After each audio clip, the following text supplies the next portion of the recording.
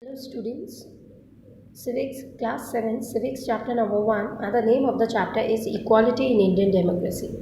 In this chapter, we'll going to learn about the democracy and the equality in India. Okay, so first is what is democracy first of all? Democracy is the most popular form of a government in the world. Active participation by the citizens, freedom to express one's opinion, resolving conflicts through consensus and consultation, equality and justice are the main features of the democracy, a democratic government. Now, equality. Equality is the most important element of a democratic setup. Treating everyone equally and upholding the dignity of our fellow citizens are core to the democracy.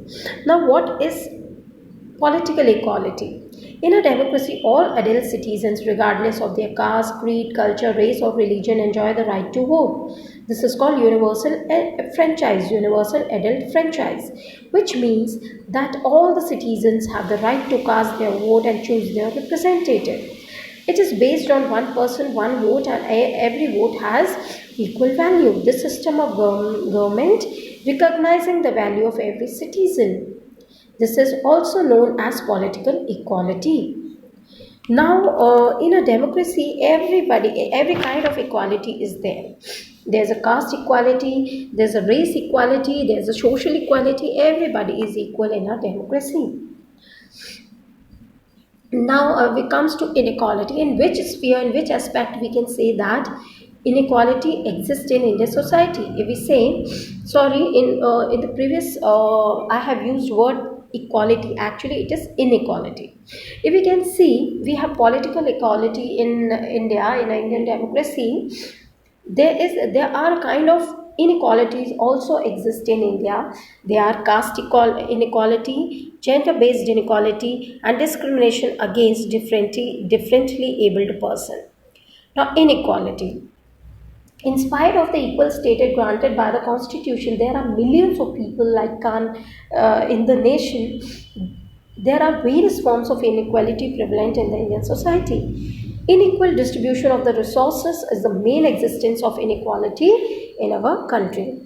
Caste inequality. If we talk about caste inequality, we can see that our Indian society is divided into one system where we have three classes into which the the castes are divided. First is general, second general, OBC, ST and SC, which is also known as the one system in which the first class is given to Brahmanas, second is to the Kshatriyas, third is to the Vaishyas, and fourth is to the Shudras.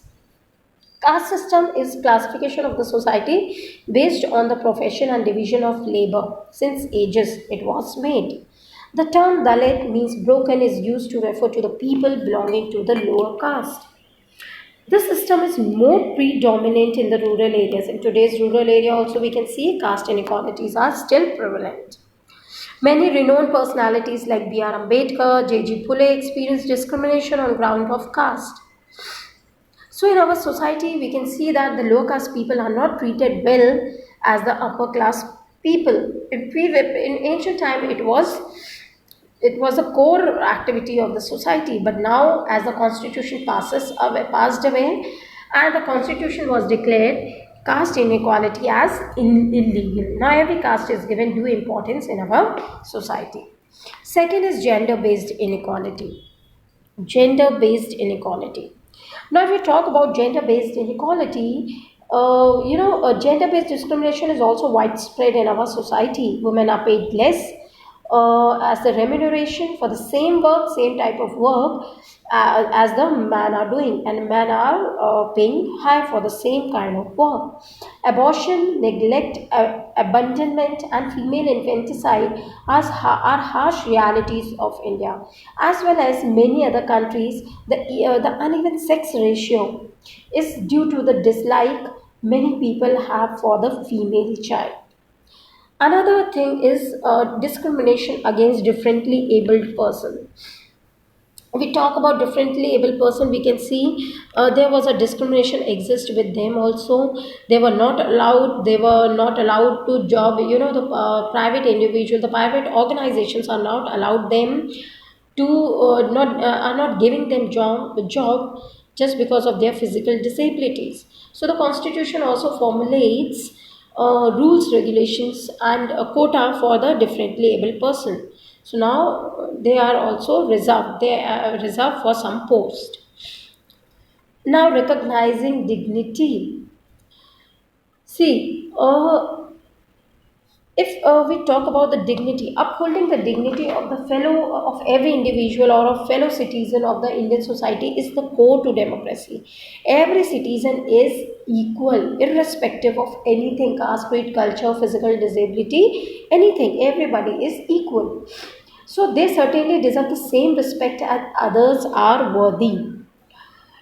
In fact, nobody has a right to disgrace fellow human beings through insensitive and spiteful actions. A country can be truly democratic only when the entire society works and moves together towards the progress of the nation. So, this is what recognizing the dignity of the fellow citizen.